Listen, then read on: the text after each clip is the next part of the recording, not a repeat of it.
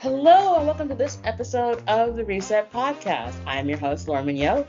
This is part of my 29 Days of Magic series, where each day in the month of February, I interview an amazing Black woman from all different walks of life. And today I am super excited to have Dr. Dara Byrne, who's the Dean of Students at Macaulay Honors College here in New York. She has a phenomenal story, and I can't wait for you all to listen to how she got to be here today. Let's have some fun. Hey, Dara. Hi, Laura. Thank you so much for having me. I am so delighted to have a chat with you, although we've been chatting for like 2 hours before we started recording, so okay. Those are always the best ways to kick things off. So, first question, always great answers. I'm sure yours will be no different. So, Dara, what was your first job? Yeah, so my first job was actually a postdoctoral fellowship at the CUNY Graduate Center. It was funded by the Rockefeller Foundation. So I did that after I finished my PhD at Howard University, and it brought me to New York to look at religiosity and mental health ideas in Caribbean countries and the sort of African retentions and what it said about health seeking behaviors. I did that for a year, and after that, I moved on to the academy more formally as a faculty member. That was your first job? For real, for Yes, real? that was my first job. Wait, so you didn't work all through high school? You I was Jamaican with Jamaican parentage didn't have it like four I jobs did when you were in high not. school?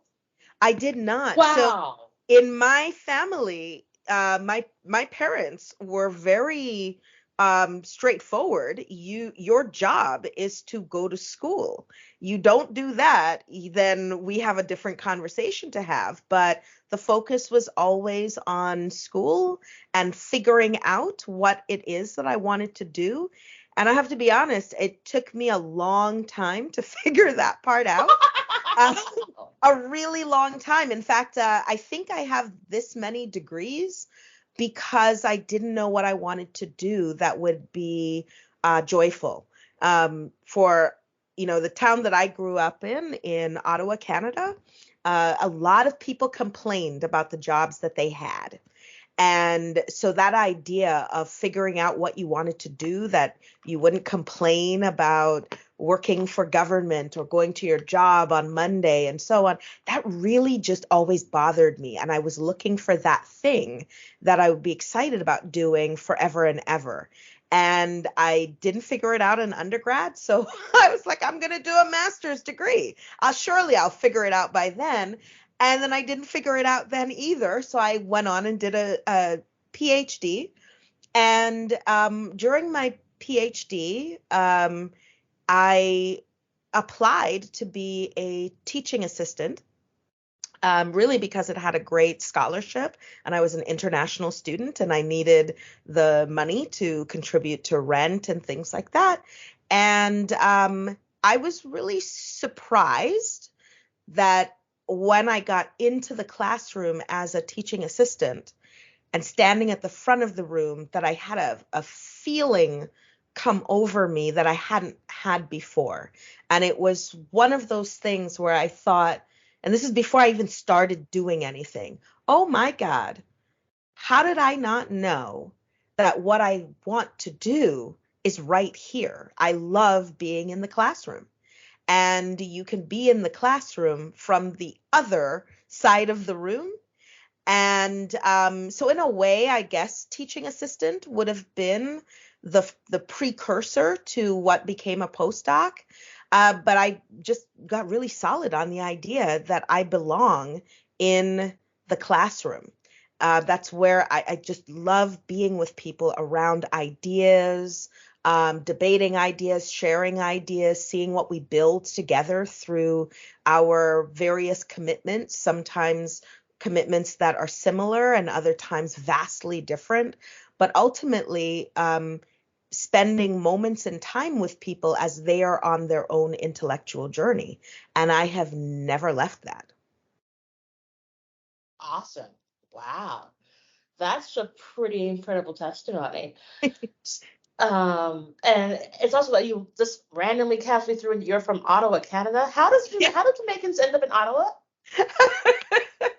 Usually for school or jobs, right? True. The usual immigration stories. In the case of my specific family, my parents met in undergrad at McGill in Montreal. My grandparents met at McGill in undergrad in Montreal.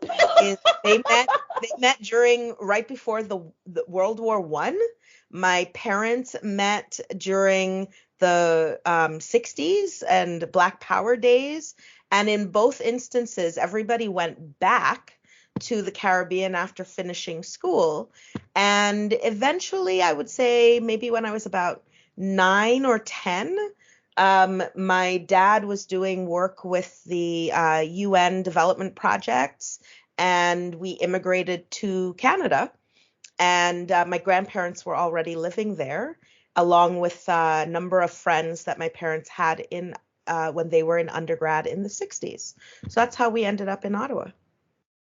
And so what was that like? Like I don't think I've ever heard about the Caribbean community in Ottawa per se. Yeah, I want to say that I had the best experience. There is something about being a child of the diaspora.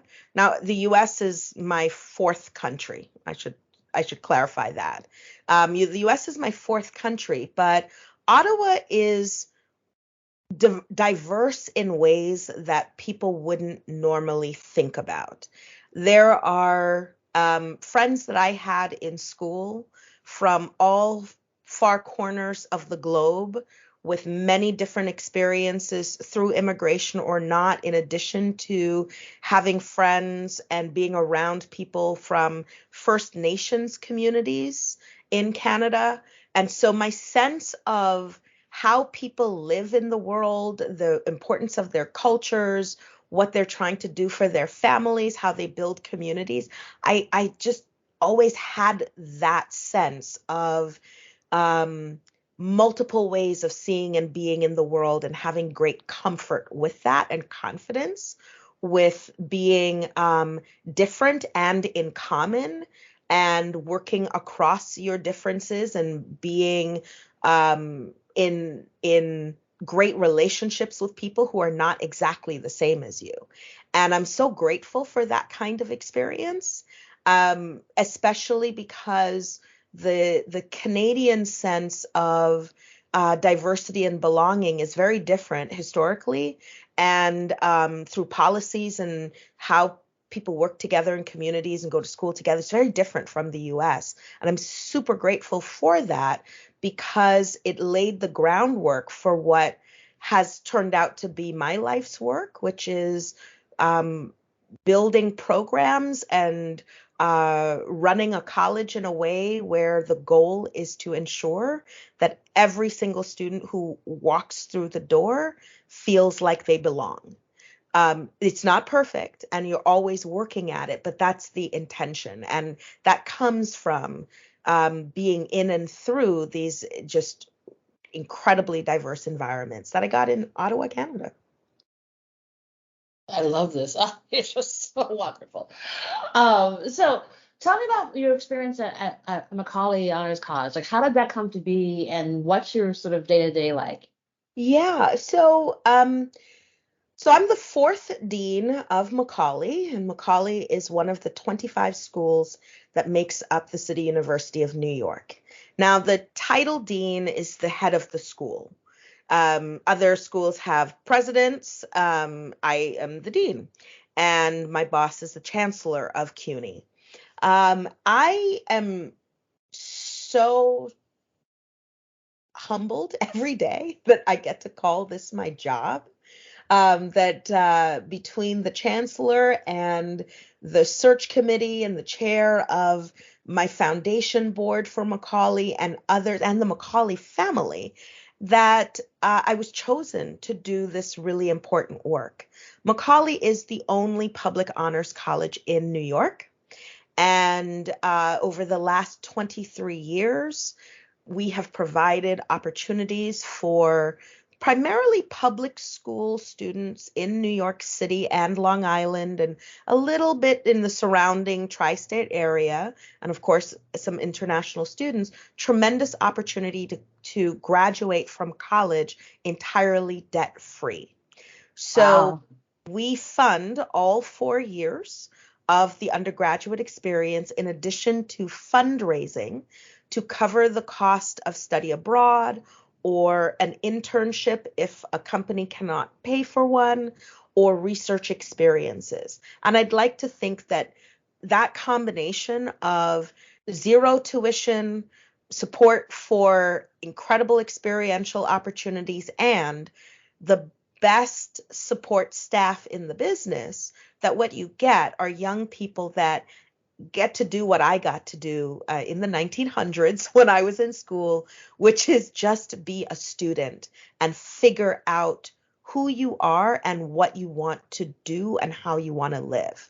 So it's not lost on me that this is kind of like a full circle moment for me. I ended up where I am because I had the luxury of focusing entirely on myself, my intellectual capacity, and my dreams, right? Not a lot of young people get to do that. And what we see at Macaulay is that without being able to provide these things, there's a lot of talent that would otherwise be lost. Our students arrived to us from high school highly motivated, incredibly talented. I mean, their GPAs are out of this world. Those who choose to do the SAT, out of this world. Their community service, their participation in things, these are the kids that gave everything when they were in public school. And the gift that we have for them is an investment to continue focusing on what you're going to do with all of that brilliance, right? And in most cases, our students stay in New York and serve New York for the rest of their lives. And that's a really powerful thing to say, that that's what you do with taxpayers' money, is invest in the future of New York.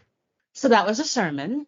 You get a little out of me every once in a while. I mean, I just think about, there's this humongous student loan crisis right now.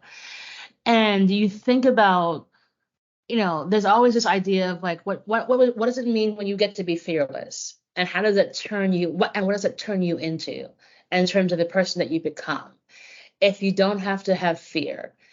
And it's this beautiful story of how you all are able to, like, in this time when everyone's so freaked out about what those loans could do to you, you're teaching kids how to be fearless and like how to open that aperture so wide that the world really can be their oyster if you don't have to fear about worrying about how you have to pay for school. Yeah. And it's amazing. Some of our students can't afford a Metro card, right?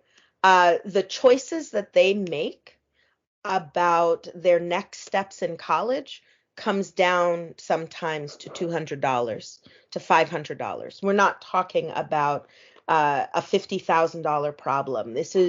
These are things that are devastating when you look at the barriers that are facing brilliant young minds who happen to come from households where the income level might be below $35,000. We can't afford in a city like New York to let sheer brilliance and sheer determination get dwindled at 18 because of $500. That is a really solvable problem. And I'm incredibly grateful for this opportunity to work with an engaged community of public-private partners to try and resolve that. For example, we had in my first year, so I'm currently in my sophomore year as dean. So last May, we had a gala, and it was the college's highest earning gala. And because of our success with that gala, we were able to increase by $1,000 per student the amount that they get to support things like unpaid internships. So if you can't get an internship that will pay you, let's say, $15 an hour for the semester, Macaulay will cover it so that we don't have a student that's going to say no to being in a research lab or to being in a public policy office or even working for city council. Those are the kinds of things that we know that we can resolve at Macaulay, and I'm so lucky that I get to play a leadership role in this. It's so amazing because I think about all the challenges folks have where it's like between working 3 jobs to make sure you're able to help your family or going to school and paying those insane loans and all that brilliance who gets left behind because we don't have structures and safety nets to allow that to happen. Exactly. And the thing is, it's giving folks it's always a thing where I'm always horrified by the lack of awareness of people the rest of this country, where it's like you say stuff and you don't realize that the rest of the country doesn't have it like this. It's like the same people are like, oh, don't go to college because like that's not what we're looking for. God, these Silicon Valley lunatics. Like we'll just pluck you out of obscurity and like turn you into a VC or fund your company by like $10 million. And it's so daft because you're missing out on so many amazing people because you can't understand that the rest of the world, the rest of the country, the rest of the city is different and has different challenges. But if you just took 2 seconds to like look at the rest of the world around you, you would see so much brilliance. And so many of these ridiculous companies that go crash and burn. Well, we had no idea this person wouldn't be able to do it. It's like, yeah, if they've never had a job before, they've never managed a budget before, but you just thought because they went to the right school or they knew, or their dad knew someone or their mom knew someone, and you put in those positions, it's, that's we talk about what it means to actually have equity in the world. We're giving everybody those same level of opportunities to learn and to grow and to fail, but we don't have it. Yes, I love that. And to learn how to take calculated risks without irreparable kinds of consequences or damage. So college is the time to take that unpaid internship that we help to fund, or to do study abroad and be miserable, or to study abroad and discover a part of the world that you never thought about, or discover who you are when you're outside of your culturally familiar context. This is the time to do it. But it's important always to put that in context with the lived reality in New York. Some of my students travel 2 hours to get to their classes. Right? Each day, that is 4 hours sitting on trains and buses. And for those who are in Staten Island, there's a ferry on top of that. And they might be in an 8 o'clock class. So they left their house at 5:30, 6 o'clock to get to class. If it weren't for working someplace, they wouldn't have food. If it weren't for the generosity of financial aid and other these kinds of things, they would just be worried all the time about how they're going to make it, how they're covering the cost of books. Now, it's really hard to say that the future looks bright for New York if that's what we do to students who have been successful every step of the way in their high school journey, middle school, elementary school. They did everything they were told to do and then some. And still, they're going to spend another 4 years suffering to earn credentials to be able to serve New York, to lead New York, to pay taxes in New York, and so on. And I think that the model that we are trying, that we've been building for the last 23 years, is just such an optimistic one. It's such a beautiful one to say, we're in a partnership with you. and we're going to invest in you, but you have to leverage that investment by taking some calculated risks to push yourself beyond what you might typically do if you had all of these barriers in your way. And what we're seeing is that what they do with it is mind-blowing. I mean, when you remove the cost of tuition for a Macaulay student, they're double majoring, triple minoring, they are doing study away, study abroad, 1-2 internships. They do a lot of volunteer work, well beyond what they're asked to do. But most of all, when something happens in our community, they write and ask, "Hey, Dean Byrne, how can I help? What can I do to support my peers? Is there anything that you need from me?" Now, I kind of like the way that that type of world feels when young people are gifted with the proper kind of support.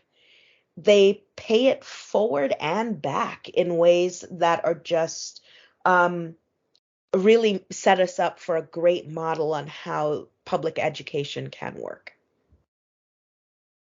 It's so incredible, and like I want to know it existed.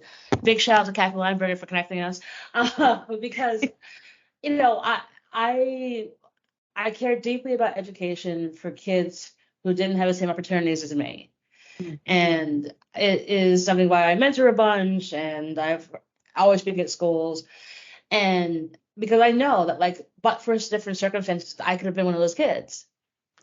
Yeah. And so as leaders today, like, I think it's our responsibility to help in any way we can to give these brilliant minds as many opportunities as humanly possible, because that's the only way the world gets better.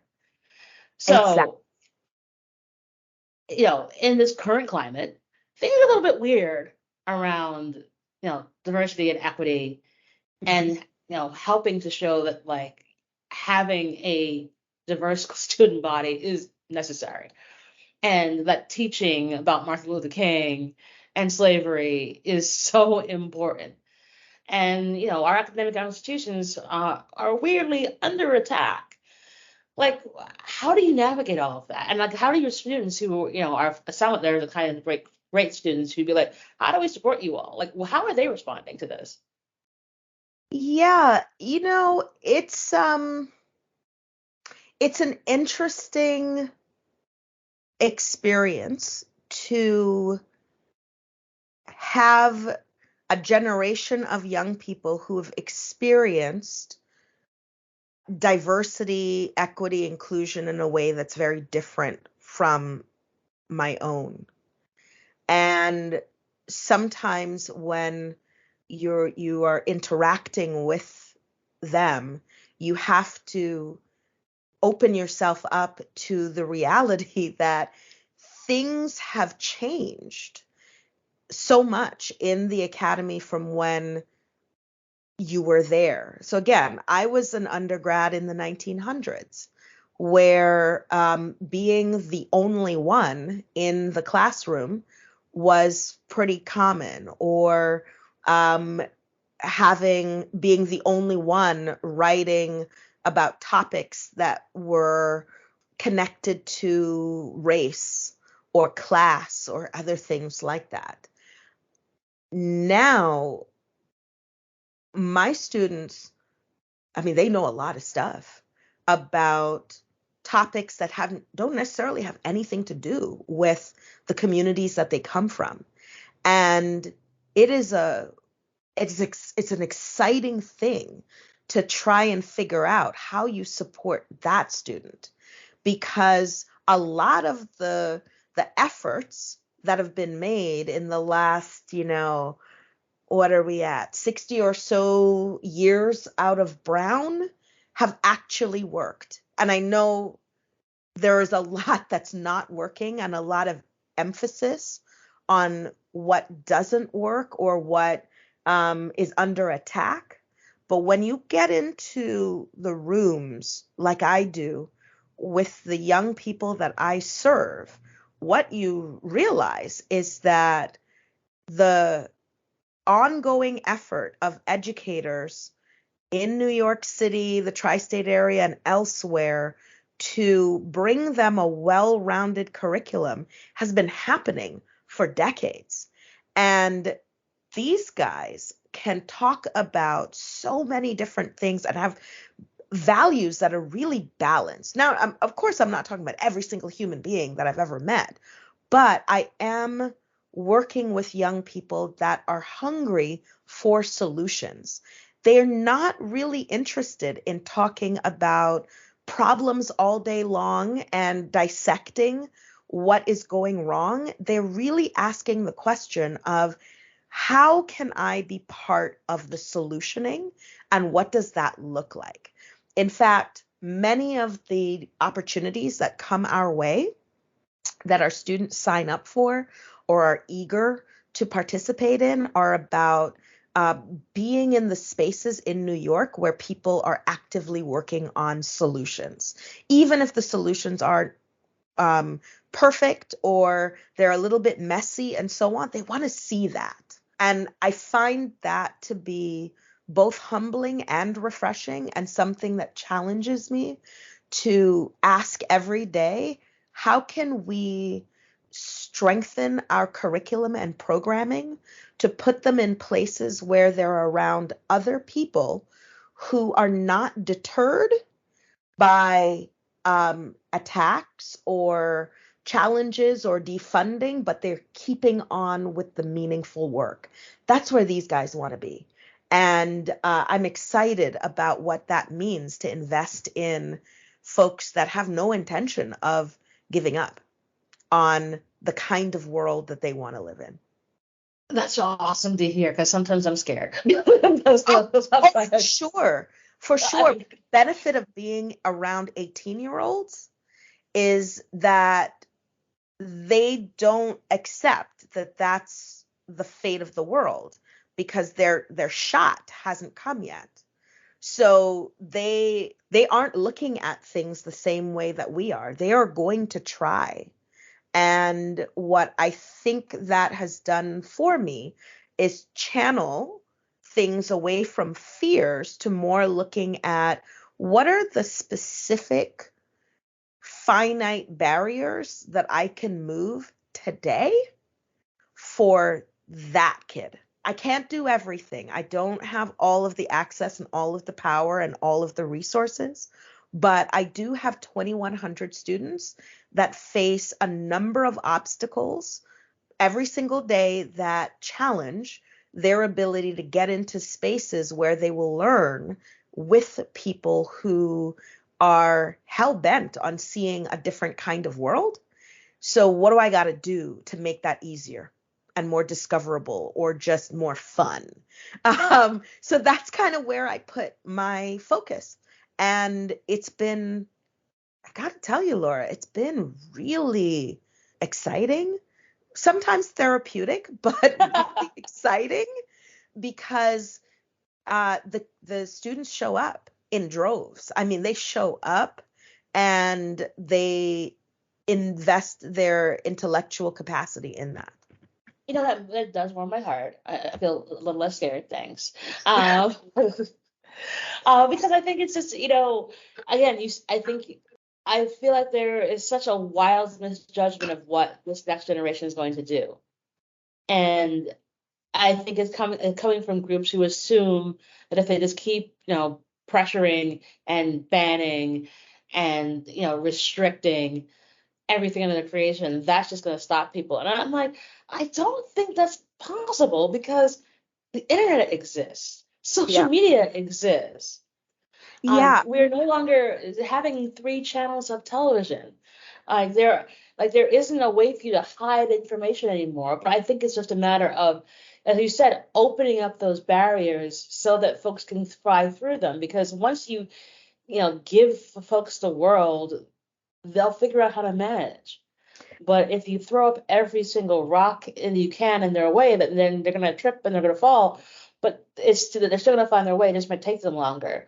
So in a race to save humanity, for the climate, for the environment, for, for justice, wherever it might be, economic or environmental, if we take away some of those barriers to figuring out those solutions, it makes me hopeful about what they'll be able to come up with. Absolutely. It's worthwhile to remember that most of the movements in this country have been powered by young people. And I don't expect that that's going to change anytime soon. What at least what I'm seeing, that I'm fascinated by, are really young people, even younger than college, that are very clear about the power that they have. And I'm not sure that in the 1900s I was like 16 feeling empowered to make a difference and willing to create a social media message or start a campaign against a thing that was challenging or detrimental to the future of the planet. I can tell you for sure that is not what I was doing with my messy little 16-year-old self. And these young people are doing that.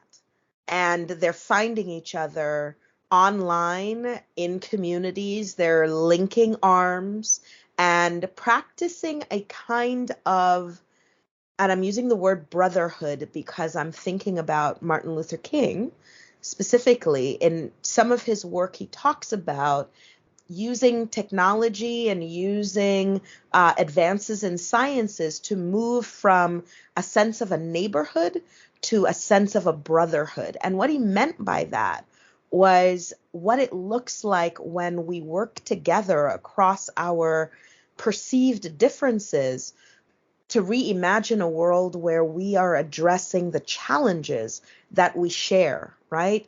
And that me being my best self is also dependent on you being your best self, even if we are not from the same neighborhood. I'm wildly paraphrasing, but he has a lot of work that speaks of this kind of intention around problem solving. And these young people are doing some of that or speaking about some of that. Now, what I like to think of as my job right now is to get them the people and the tools to work on that more, because not all of the strategies that are out there are the best strategies for long-term change.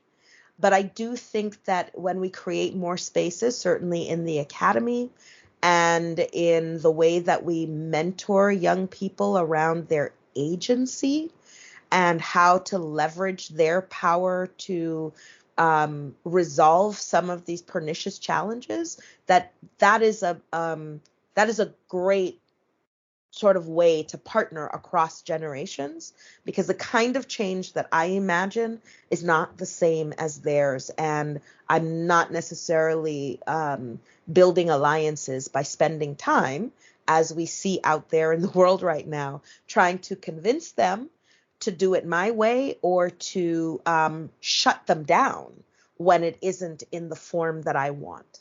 So what is youth power and service? What is the future of that? And how can my work, how can the academy play a meaningful role in strengthening them to be tomorrow's problem solvers? That I don't think that's lost. In fact, I think we need to really get on that kind of work right now. Oh, I love it so much.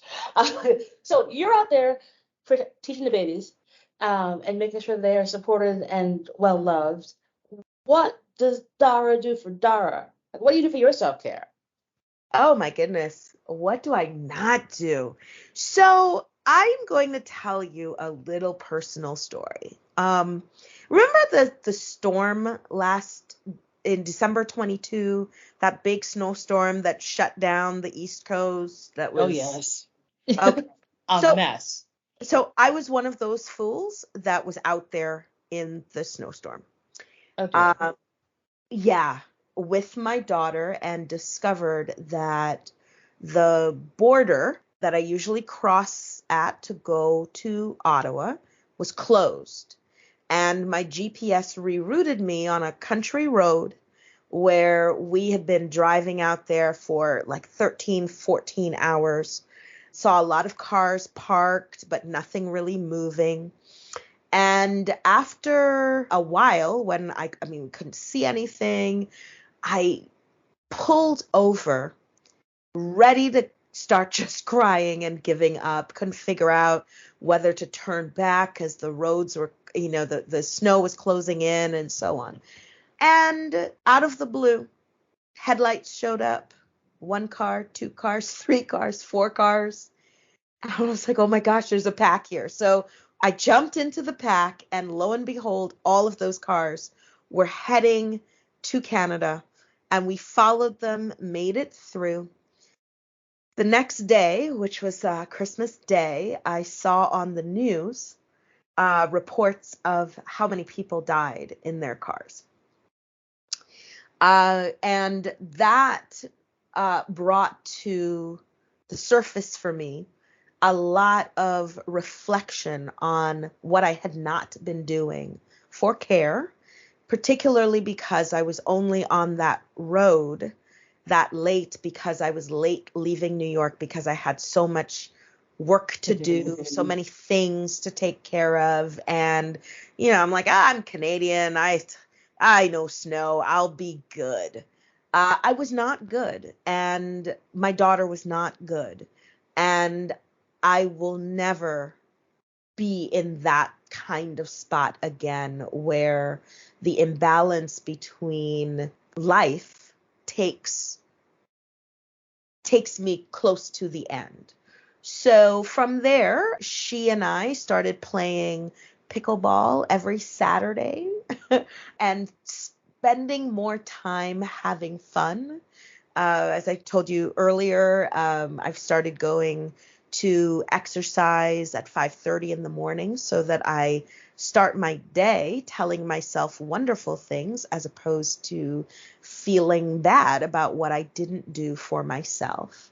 So that's what is happening for me right now. And I've been successful at this for 1 full year. Love it. Congratulations. I'm really proud of that, because I also think that what is important as the head of a school, working with over 100 staff members and 2,100 students, it is important that I also show the full picture of what it means to balance everything. Because I would hate for anyone to think that the way that I was working in 22, 21, 2020 is what you should be doing to be successful. If you're successful at work but feeling like a failure at home and with family, you got to get in there and fix that. So I'm really proud, like really, really proud, that I dedicated so much space last year to getting that back in alignment. I love that. And it's however you have to come to that realization. Glad that you were safe and you weren't hurt in that drive in the snowstorm. But it helped you unlock a whole other side of the universe. Although pickleball, really, Dara? No, so pickleball is really great. So my daughter never played a racket sport. I played Okay. tennis as a child, and Same. so it evens the playing field for someone who has never played. You have a chance at returning the ball. If No, you play tennis with somebody who's never played, it's miserable, as you know. So the ball is slow, and so the other person has a shot. Now, a year later, my daughter's kicking my tail up and down the court because she's faster than I am. She is more flexible. She's she can get the ball all over the place. But in the beginning, we were able to play together without that sort of difference making it being a barrier. I'm telling you, pickleball is where it's at. I mean, there's this court nearby my house here, and I saw some folks playing it yesterday, and I was like, what is this? Fake? This is fake tennis. So, It is. so, There is an aspect of it that is, it's like table tennis and tennis had a baby. gotcha. A wiffle ball. Yes. It's Yeah. basically, I get it. All right. Listen, for you, so with that impactful explanation, I feel like I could potentially see if I could convince some folks to go play pickleball. Again, it's like 5 minutes from where I live down here. So I might give it a try. So you've inspired me. So there's that. And you are just so incredibly inspirational and unbelievable, Dr. Byrne. I have one last question for you. Do you have a give and or an ask of the audience? Oh. So the give and the ask are the opposite side of the same coin. I have 2,100 highly motivated, humble, talented students that are trying to connect with the working world, the leadership, the space around the tri-state area where there are people and organizations that are trying to make a difference. And of course me, I have that as the greatest gift anyone will ever encounter. But I need help understanding more about who is out there and where we can align. I don't actually even need your help paying for the internship, but I do need to know where there are emerging fields or areas that the academy might not know about yet, but you out there do, that would be really cool for a young person to get familiar with. Many of our students are first in their family to go to college. And when you're really smart, people tell you about 4 or 5 particular jobs: doctor, lawyer, engineer, finance, accounting, things like that. You hear about 5 pathways. But New York has so much more than that. There's so much more vitality. And as a non-traditional college leader myself, I don't always have the access and the connections. And I'm trying to break through that so that limitation that I have doesn't become their limitation. So I have the gift of incredible talent, but the ask is for access to spaces and places with incredible vitality in New York that would be receiving of the incredible gifts that I have. I think I might be able to help you with that. Love that. I might know everybody, but I think that's an incredible ask, and I would say it in a much more blunt way. I have lots of friends in advertising at tech companies and the music industry who listen to this podcast. Contact me and I will put you in touch with Dara, because those kids need interns. If you want people who actually are smart, who know what the world looks like, and can give you a view of the world that you haven't even thought about, talk to Dara. That's what you need to do. There you go. Please. Because it's necessary. I'm very eager to even do things like looking at your cases. If you have a compelling case study, a problem that you're going to start looking at, we'd love to be in partnership around that and build curricular experiences or case competitions, other kinds of things like that give these young people more experience with solutioning. Young people today want solutions, but the only way to be really good at solutioning is to practice. developing solutions, and I need help getting that. Yes, we'll help you. Like I said, You. I will make calls. Because again, I always say this whenever I'm talking to young people when they ask like, Laura, what do you do? And I'm like, well, obviously I'm an executive now, but I was virtually a producer, and before that I was a technical project manager. And these are the three most important skills you need to have. Who in here is a problem solver? So whenever you guys get in trouble, this friend gets you out of trouble. Who in here is a planner? So when you guys want to think about doing something, this is the person you all talk to. And who in here is the plug? So this is the person who knows a guy, gets you into the club, gets you into the party, gets you into the sneaker drop, like that person. If you are any one of those three things, or you happen to be a combination of all of those three things, automatically you'd be a great producer, because those are actually the most important aspects of doing the job that I do. Oh, amazing. So there's a plethora of things, again, in the world of advertising, for example, that so many of your amazing students could do. So we could talk forever about this, which I will. But it's so important to lift as we climb and help students, just walk through the door. Once you open a door, they will walk through it and fly. So I'm calling out all my friends in the industry to here's where walk the talk that you all are always saying. If you're in New York, you know how to get a hold of me, which means you know how to get a hold of Dara. Easy peasy. Thank you so much.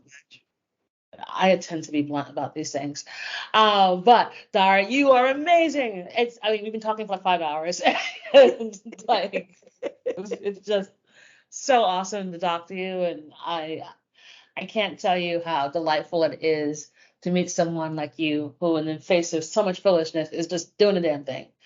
And is, imparting so much wisdom and care and empathy around students who will change the world. So thank you for all that you do.